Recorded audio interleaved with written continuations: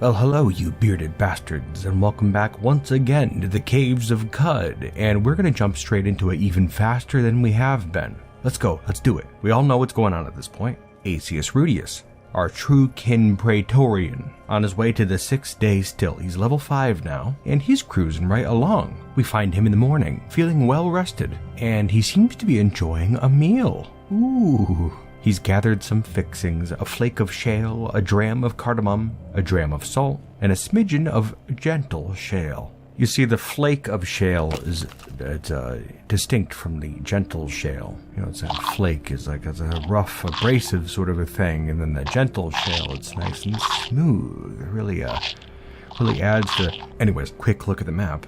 We are down here in the southwest. And if we make as much progress as we did last time, then we'll be halfway to the 6-day Stilt by the time we're done today, which is still not excellent, but better than nothing. As a reminder, the 6-day Stilt is up here, so we're, roughly maybe a fourth of the way there right now, maybe a little bit more than that. But we're going to be crossing into these salt dunes before very long. If we continue on our trajectory, then most of our trip is going to be in the salt dunes, which could be a bit dangerous, I feel. I don't know if we want to go into those salt dunes, based on the comments that I've been receiving.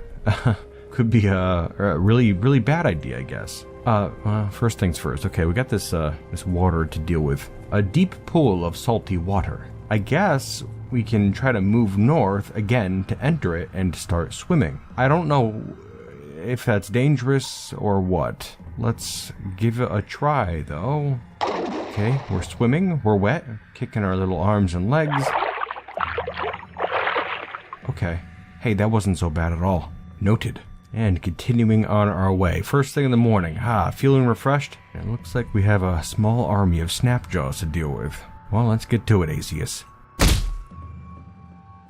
Man, it's like we gotta rush in and grab as many as we can sometimes before they're killed by dragonflies and horses. I saw one over here, but guess it's dead. Got a feral dog over here. A friendly feral dog. She's a snarling mess of matted hair. Aw, who's a good pup? We'll leave her alone, I guess. Just kind of wanted to see what was going on in this corner over here. Looks like it's an Equimax. It's completely blood-soaked. Not too sure what the story is, but, yeah, we'll continue on. Northward. I figure at this point we could kind of just, talk through the combat. Just to help make our time more efficient, But yes, a lot of comments last time on those salt dunes that we're approaching. And normally I wouldn't really take too much stock in spoilery sort of material. But I'm told that there's these birds or something in those salt dunes that could breathe fire. And I'm looking at these birds, there's a bunch of birds flying around right now that are, they're flying. Apparently that makes it so we're unable to hit them with our sword or shield like usual, which means we'd have to rely on our bullets, which again, we don't have that much of at this point. Plus, I guess the whole being set on fire thing too is a little spooky. Would kind of like to try to avoid that if possible, Alright, a little bit of a tough combat there. Wasn't too bad, but, hey, look over here. Looks like those snapjaws had a camp. And a little treasure chest here. Ooh, let's have a gander. Got some wooden arrows. Ooh, 2 of them. I'll take them. As well as a weird artifact. We'll take that too. The unburnt torch, whatever. Let's leave it. Okay, you know what? Let's have a little look in our inventory for a moment. Got a couple of these weird artifacts now. I don't know which one I just picked up. Yeah, I don't know. Let's see what we could do with these. Install cell? What the hell does that mean? I'm gonna look at it. This is a puzzling artifact. Okay. No information gleaned. Show effects? No active effects. Okay. How about the other one then? This one, I can't install cell on this one, so, that seems weird, right? I'm gonna look at this one. A weird artifact. Puzzling artifact. Okay. I was told something last time that I could, kind of identify what these are or what they do, but I don't recall. Oh, okay, examine. You identify your weird artifact as a high explosive grenade Mark 1. Ooh. That sounds like it'll kill us. Alright, well, it's really is... Boy, I could just detonate this thing. Man, this thing is gonna get us killed. Guarantee it. We'll note that. I suppose if we get in a terrible bind, we could always, go out with a bang. But yes, okay, this other weird artifact here. We'll examine it. You identify your weird artifact as a nano-pneumatic jackhammer. Okay. I guess we didn't look at that high explosive, huh? Let's, okay, here 1 second. This high explosive grenade is a cast iron bulb clamped by a lever with a pull ring. It's etched with a bouquet of outward-facing arrows. Lovely, just lovely. Okay. Man, I'm like afraid to hold this thing. But yes, let's have a look at the jackhammer. A colossal jackhammer. That's all it says. No flowery language or anything. Just straightforward, colossal jackhammer. That's interesting. Weapon class cudgel. It says it does 2d4, no cell. So maybe I can power this thing and like it'll do more damage or something. I mean, it says when powered, plus 24 penetration versus walls. So can I just dig through some walls? That's very interesting. Destroys walls after 4 penetrating hits. Okay, huh. Right, well, I can install cell, and I do have this solar cell I've been carrying around since day 1. Maybe that's what that is. Let's see. Choose a cell for your nano-pneumatic jackhammer. Solar cell, full. Sure. Okay. I believe we have a powered jackhammer now. Ooh. I like this. Okay, well, 2 things here. This jackhammer can be used to destroy walls, which is great. Very cool. We have a wall right here. And so we're going to equip this nano-pneumatic jackhammer. We have gained the ability, dig, and our shield, torch, and Praetorian's cloak were unequipped. Okay.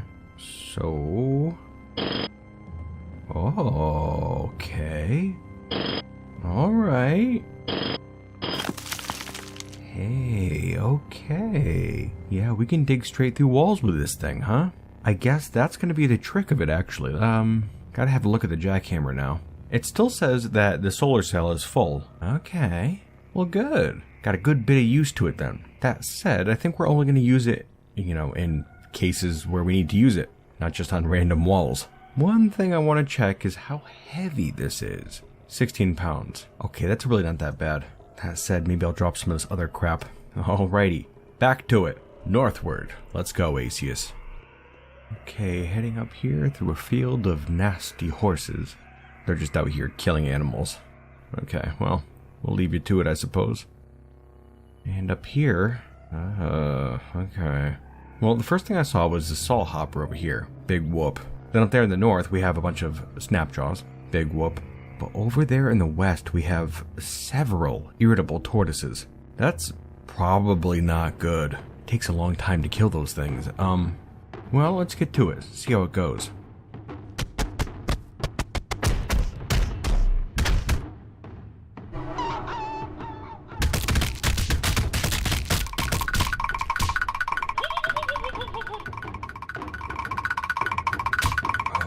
Okay, here we go. Go. Let's do it. We are screwing things up. Between using our berate and our menacing stare, I feel like we're doing really well for ourselves. Hit level 6 during that little combat right there. And heading back over this way, it seems those other irritable tortoise have made some sort of a formation. After fighting those 2 tortoises right there, I don't know how I feel about taking on that big group. Not great. Oh, and actually, circling around here up to the north, we can see down there is a different looking tortoise. Marl the Querulous. Legendary irritable tortoise. It is aggressive and hated by fish for releasing snakes into one of their camps. Normal Caves of Qud activity. There's a part of me that wants to go down there and, just see how many we can fight, but that's also stupid. Not gonna do it. We'll head back over this way though. I just want to take a look around real quick. But it doesn't look like there's much over here. Never mind, I guess. We'll just head north. No sense getting ourselves killed, right? Oof, that said, heading north, can see a large number of snapjaws. Mostly the crappy ones that we're used to fighting, but there's also a pink-colored one up there too, like Marl the Querulous. Uluo Hubu Buaz, the fleet-footed snapjaw taa-eater. Loved by snapjaws, disliked by many people for various reasons. Don't really think this is something we should be confronting at all. I'm gonna kind of go off to the side here. Maybe if we just kind of wait a second. Oh yeah, it looks like the horses are moving in. There seems to be a full-on combat over here between the horses and the snapjaws. Completely destroyed now. All except for the one. Oh, never mind. It's dead. Okay, well, cool. Time to root through the garbage. We have a feathered, painted, scaled, pocketed vest. That's what the leader Snapjaw was wearing. I'll have a look at it. A scratchy kirtle was taken to a pocket seamstress and accoutered for cave delving and trinket fishing, plus 5% carry capacity. That's pretty handy. It's also painted, with a scene from the life of the ancient Sultan Nasheed. One starry evening, a babe was found swaddled on the bank of an ancient river with atomic clocks in its eyes. That babe came to be known as Nasheed. Also looks like because this item is feathered, it grants plus 250 reputation with birds, plus 60 reputation with a Nasheedian society, and because it's scaled, this item grants the wearer plus 250 reputation with unshelled reptiles. Frankly bizarre, I guess we'll take it. Or equip it?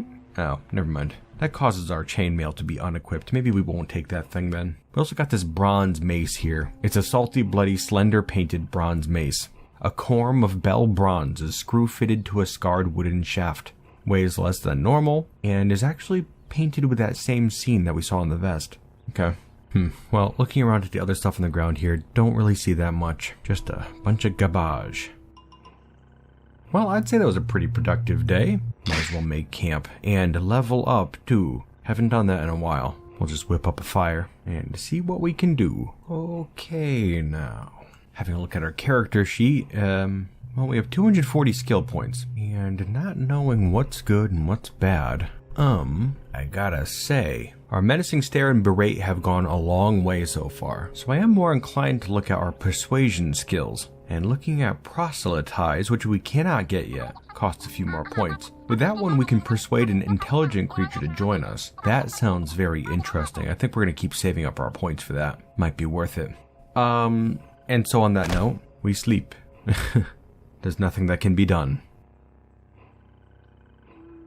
Okay, good morning. Feeling a little peckish. And this time we're going to try to eat some food that we have, instead of like, rocks and leaves. Let's see. Well, got some food cubes, some star apple jam, star apples, vine wafer. Well, let's see what happens. You eat your vine wafer. That hits the spot. You are now hungry and quenched. Okay. I'm still hungry. It didn't do anything. How about a star apple? You eat your star apple. That hits the spot. You are now sated and quenched. Hey, there we go. Okay. Also, while we're here, we cannot forget about our items, the witchwood bark, which I guess heals and confuses us, as well as these salve injectors, salve injector, shade oil injector, skulk injector. These all do something to us. Skulk injector, let's just have a look real quick. A slender metal tube used to deliver various tonics directly into the bloodstream. It increases your movement speed at night by quite a bit, but it decreases your speed in the daylight. Same thing for agility. You get a lot more at night or underground, but you're slowed down in daylight. Also lets you be able to see in the dark. You suffer more damage from light-based attacks, and if I use this while under the effect of other tonics, I guess it may produce undesired results, which is intriguing and terrifying. I mean, I have to look at the other ones now. Shade oil. Gives me plus 8 DV, which I think is like some sort of an armor or something. And it also gives us the ability to phase out of the spatial dimension for 7 to 9 rounds. Okay, maybe we just kind of like phase out of existence for a little bit, keeps us safe. We can just, pop one of these on and get out of danger real quick. That's what I'm gonna assume. And then our salve injector. We have 2. Simple enough, it just gets some health back over the course of 5 rounds. Okay, noted. These are going to come in handy, and I guess if we get in danger, we should probably think about using them. But yes, for now, we travel. Looking at our map, we've made some pretty horrific progress today, but we're going to continue in earnest right now. Northward bound. Got some more water here. Swimming doesn't appear to be dangerous. 1, 2, 3. Yeah, easy. Yeah, it doesn't seem too bad up here. Seeing some odd lines of trees and some water-filled trenches here. Going up to the north, we have some more water, and across it there's a door. Very strange, but we've seen doors out in the wild before. Though this one may have led to something. We've discovered the village of Shuar. Okay. Doesn't look like much of a village yet. We'll have to be careful. I really don't know what the deal is here. Got some furniture, just kind of like sitting in this water trench. A wet octagonal table. Decorated with painted mandalas and shaped by the geometric hand, the table honors symmetry and numerology. Okay, over here we have a Klein. Clean? Not sure. convivia and the limen, the boundary between sun-baked Mogriyi and the shade of the spindle, involves the mulling of cider, holography, and the arrangement of clean-eye at right angles. Okay, yeah. Bunch of weird furniture. And stuff. What is this place? Very odd. You know, I was just gonna pass by this bird not thinking much about it. But that'd be silly because this is the mayor, apparently. Mayor caw, caw, caw, caw, caw, caw, caw, caw, caw, caw. The sage. Neutral. Average. It's a glow crow. Ooh, actually, you know what? Oh, that stupid vest. Did I take it? I can't remember. No, I think I left it. Damn it. That increases our reputation with feathered birds or something like that, right? 1 second.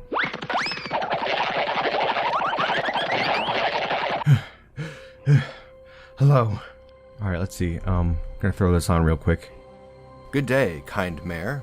Drifter, welcome to the village of Shuar. Here you will find shade and victual, along with other provisions to help you better scour the rust caves for treasure. As long as you are respectful, you may drink of our fresh water and quench your thirst. Your thirst is mine. My water is yours.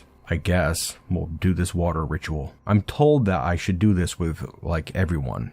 You share your water with Mayor Caw, Caw, Caw, Caw, Caw, Caw, Caw, Caw, Caw, Caw, the sage, and begin the water ritual. Your reputation with the villagers of Shuar increased by 100 to 100. And because they love Mayor Caw, Caw, Caw, Caw, Caw, Caw, Caw, Caw, Caw, Caw, the sage, your reputation with birds increased by 100 to 350. Hey, that's pretty good. Oh, but it looks like our reputation with the Ink Society has decreased by 100 to negative 100. Boo. Uh-oh, and it looks like our reputation with the Kruggsmash has decreased by 100 to negative 600, and we are now despised by Kruggsmash. And our reputation with the Mopango has decreased by 100 and is now only 50. Oh, I don't know what any of this means. I'm starting to not get that overwhelmed sensation quite as much as I'm playing, but right there, quite a bit. Huh. Okay, well, looks like we got some options here in our dialogue. We could be taught their ways and learn disassemble, but I think it costs 100 reputation. So reputation is just like a currency, pretty much, it would seem. Or I can say, what a savory smell! Teach me to cook the favorite dish of Shuar, and we will learn aged medicine. We could also ask him to join us, but we don't have enough reputation for that. Well, maybe we'll see what he has to trade. Nothing to trade, never mind. I don't know what disassemble does, so I'm not going to waste my reputation on that. I don't know what the hell aged medicine is. I guess we'll just end the ritual for now. But maybe we could look for some work? I'm looking for some work. Talk to caw, caw, caw to the east. Thank you. Live and drink. Okay. So, yeah, it looks like we got a little settlement here, Shuar. Maybe we should just kind of like chill in this place for a while. Haven't seen a settlement in a bit. And these people seem pretty decent. Hello, my friend. Do you have any work that needs doing? Speak to caw to the south. Thank you. Live and drink. Okay, you're saying south, the other guy said east, so it's gotta be right below me, right? Also, I am noticing these chests all over the place. It's very enticing to, try to like open them and look, but I'm not sure. I get a feeling that I'll be attacked by crows if I do that. Hello? Is that you? Hello? Peace, friend. Is there work around here? Talk to caw to the southeast. Okay, live and drink. Southeast, okay, 1 second, we're gonna get it. Okay, you, maybe? Hello. May the earth yield for us this season. Do you have any work that needs doing? Find caw to the southeast. Okay, live and drink. Okay, at this point I'm gonna hope that this, caw looks different, maybe? One moment. I'm looking for work. Talk to caw to the east. Okay, live and drink. Where do I find some work around here? Find caw to the northeast. Live and drink. Hold up. Where are you going? You. It's gotta be you, right? You're yellow. Where the hell'd you go? Get over here. Caw, the songstress. Cheerful glow crow. Peace, friend. I'm looking for work. Friend, my kinsfolk will be chirping at piers all day, but after discovering the wisdom of the otherworldly heir of succulents, Kith, we changed our habits and invented new customs. To our great misery, Ba lost the otherworldly heir of succulents, Kith-like Schemasoft, Grenade's mid-tier implant. We need someone to recover, adventurer. Will you do it? Well, here it's been taken to the lair of Lendakuma Bexernus, legendary glowfish. We will reward your service. I hardly know what this string of words means, but I guess. Yeah, what the hell? I think it might be worth it to endure ourselves to these birds. Yes, I will find the otherworldly air of succulent, Kith-like Schemasoft Grenade's mid-tier implant as you ask. And the location of this layer of Lendokuma bexerinus, the legendary glowfish, is now noted in our journal. I mean, that's a positively nutty item that they're looking for. What the hell is that? I don't know what that is, but we're going to go into this layer and find something that I don't know what it is and bring it back to these birds, I guess. Layer of a legendary glowfish. Not seeing it here. Got to be a better way to go about this, right? Okay, here we go. Layers? I assume. Ah, here we go. The layer of Lendokuma bexerinus, legendary glowfish. 2 parasangs east and 1 parasang north of the ruins of Joppa. Okay. Oh, looks like we can kind of like highlight it. Okay, now that it's highlighted, it wants us to go back down here. That's like where we started. I don't know, I can't really see that as being worth it. Though, due to the nature of editing, I did spend an entire day animating all those damn birds just now. It'd seem awfully silly just to ignore the mission now. I don't know, maybe we could do like a little travel montage, right? That's a thing. Of course, we'll have to assume that things don't get very dangerous, right? I mean, this is a game, I could be killed almost immediately, right? Although I'm getting more and more confident. I don't know, what do you think? I'm sure a couple of you are screaming just to use the fast travel thing right now, but I'm not going to. We're just going to speed things along. I'm sure it'll be fine. Let's do it. To the glowfish's lair.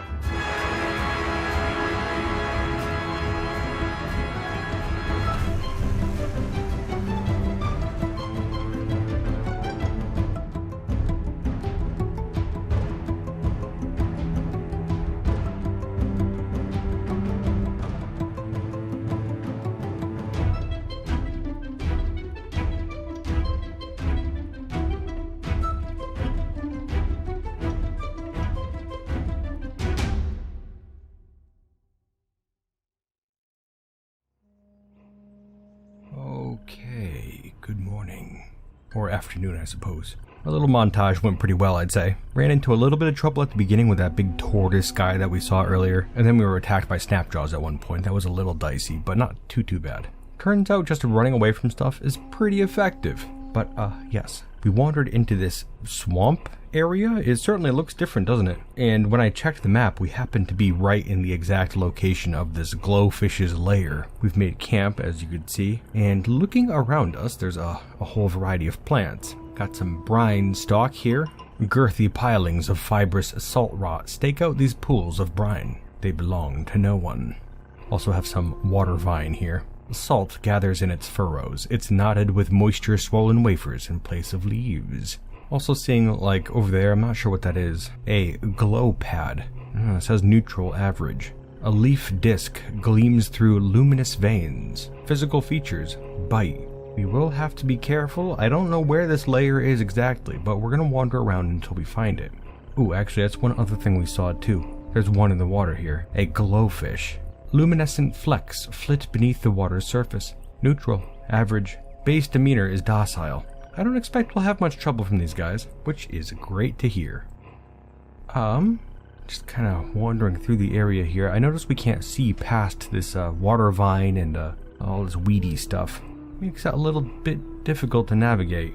Coming over here, it looks like there's some action down to the south. There's a croc fighting a glowfish. Her hoary, cracked scales look like marked stone. Just average. Probably not that bad, huh? I swear I just saw a croc right over there. Where'd it go? Oh, there it is. Is it hostile? Maybe it's not even hostile. Alright. Didn't seem to want trouble with me, but it went after this glow pad and was killed. Weird place out here. We'll continue our wandering. Oh, would you have a look at that? It says now we've traveled to the lair of Lendokuma Bexernus, legendary glowfish. Ho ho ho. Here we are.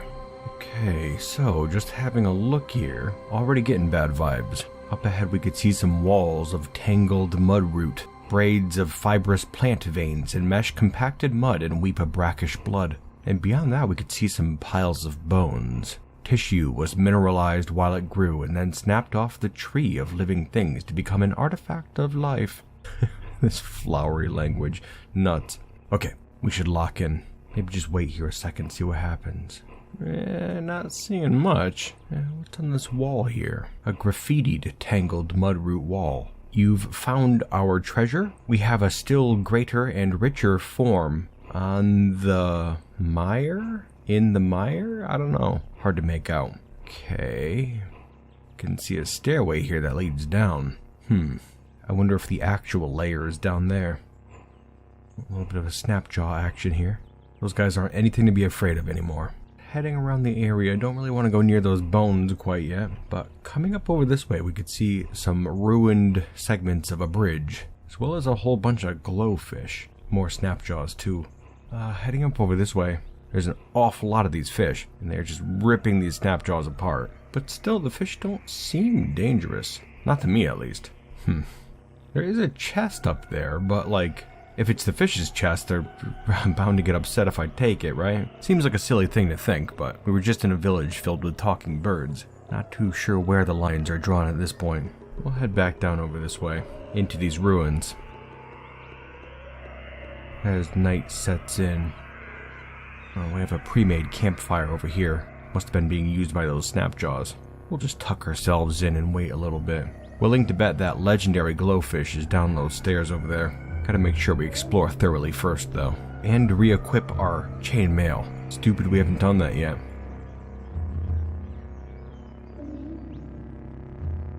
Okay, here we are. It's the next morning. Not hungry yet. Let's get back to exploring. Yeah, I'll be sure we explore this place fully. Don't know what the deal with layers is yet.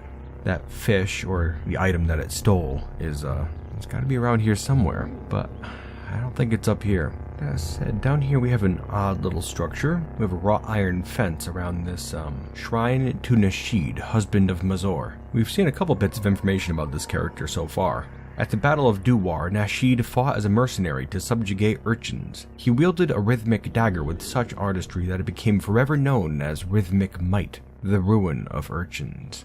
This was noted in our journal. Dirty little shrine. Nobody watching over it, nobody cares about it, just forgotten out here. Well, with that, I don't think we have any other options other than to just go down. What else could we do? Yeah, dark. Don't love the idea of having to replace my sword or shield with a torch. What if we just made a campfire? What if we kept making campfires? Could we do that? We'll construct one right here. There we go. And moving forward, I don't know what that is. Something just happened over there. There's a glowfish just ahead of us. Glowing, I guess that's why we could see it. It seems docile though. That's great. Heading into this dark area right here. There's a couple, like a vase and a pot or something on the ground. We could see a campfire ahead as well as another fish.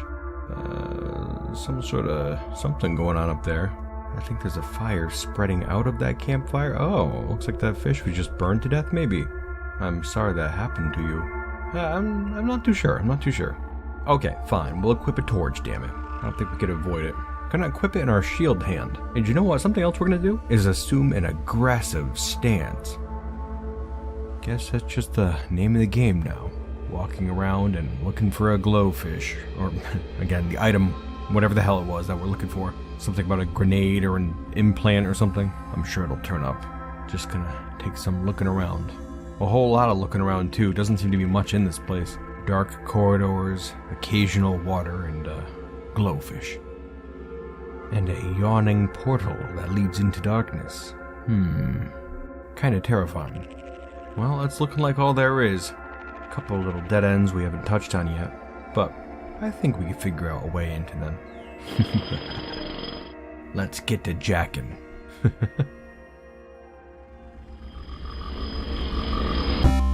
And with that, we're going to move on to some behind the scenes things. Not too much to touch on, really. These episodes are incredibly straightforward to record. Just play the game and comment as I'm going. I think I had mentioned last time that there's not like a sleep mechanic in the game, and I had a couple people in the comments were telling me there is a sleep mechanic, and yeah, you can sleep, but like you don't have to, seemingly. I could choose to just never sleep. Kind of what I meant, you know? You can sleep, apparently. I don't know what that does. But we've been seeing some bedrolls around. Might try to sleep in one of those at some point. Maybe make an actual meal, too. That's another thing, too. I realized when I was eating, I ate a star apple and that little cork nub thing in this episode. But I recall hearing that you can get like a cooking skill to actually like prepare a meal. We don't have that though. Nor do I think we'll get it. I mean, it's probably good, but we seem to be doing fine. Just eating whatever old thing we find laying around, rocks and whatnot. It was kind of cool in this episode that we just turned around and did that little travel montage. It really wasn't that bad to get as far as we did. We're going to clear out this little glowfish layer here and then continue on north once again. Get back up to those birds with their treasure, their trinket, whatever the hell it is that we're trying to find. And then we'll get back on track. This is a good little diversion though. We'll increase our reputation with these birds, hopefully. And more importantly, we'll get some experience too, which I think will be really cool. I am wondering if we should just start attacking the fish that we find inside this place. Like, they're docile with us, which is helpful because, we're not running into a lot of trouble. But that experience would be nice. And I figure as long as we're going in and killing their legendary leader, that's probably going to make them aggressive anyways. Might as well clear them out so we don't run into trouble when we're trying to escape. I don't know. This glowfish cavern that we're in, I forgot to mention it, but it does say up in the top right corner that it's a subterranean salt marsh layer of Lendokuma Bexernus. So this cavern is the place we've got to be in right now. One thing I did note is that it says 1 stratum deep. That makes me think that maybe, it's like 2 stratum deep, 3, where like the object is to go deeper and deeper until we get to this legendary glowfish, which is at the bottom. Unsure if that's the case, but if it is, we haven't seen any stairways down quite yet. Just a deep shaft, and like 2 questions involved there. If we jump down, how are we going to get back up? And of course, the second question, more important probably, is if we jump down, are we just going to smash on the ground down at the bottom? I'd hate to break our little legs. Wouldn't be great. I don't know. Yeah, I think we'll just use our jackhammer for a bit. Maybe dig around in this layer, see what there is to see. Maybe there is a stairway somewhere. And maybe we'll also pick a fight with these fish. Could be worth it. Anywho, I feel like we're getting a hang of Caves of Qud now. A regular pro. And we're going to be proselytizing before you know it. Making all kinds of friends out there. Hell yeah. It's going to be good. Anywho, I thank you for watching. I hope you had fun today. And I certainly hope to see you next time here in the Caves of Qud. And until then, you bearded bastards.